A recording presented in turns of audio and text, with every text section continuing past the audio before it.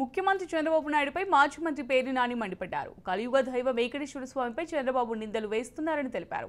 అన్య మతస్థులు డిక్లరేషన్ ఇవ్వాలని తిరుమలలో లేదని తెలిపారు.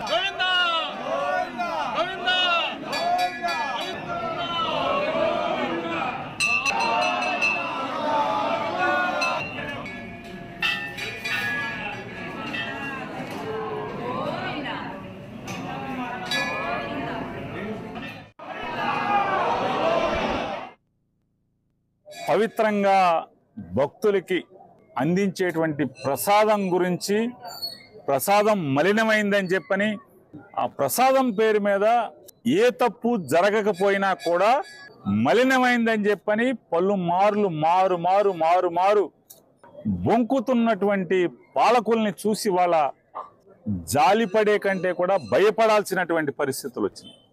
శ్రీ వెంకటేశ్వర స్వామి యొక్క ఆలయం ఏ రాష్ట్రంలో అయితే విరాజిల్లుతుందో ఆ రాష్ట్రాన్ని పరిపాలిస్తున్నటువంటి పాలకుడే దురుద్దేశంతో రాజకీయాల కోసం తన ప్రత్యర్థి అయిన జగన్మోహన్ రెడ్డి గారిని రాజకీయంగా అంతమొందించాలనేటువంటి తప్పుడు ఆలోచనతో సాక్షాత్తు తిరు వెంకటేశ్వర స్వామి యొక్క పవిత్ర ప్రసాదం గురించి తప్పుడు మాటలు మాట్లాడటం.